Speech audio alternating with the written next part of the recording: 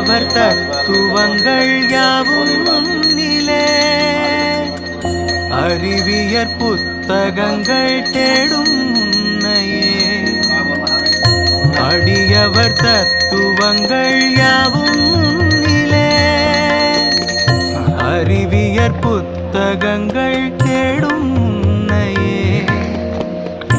எளியவர் உள்ளங்களில் வாழும் நன்மையே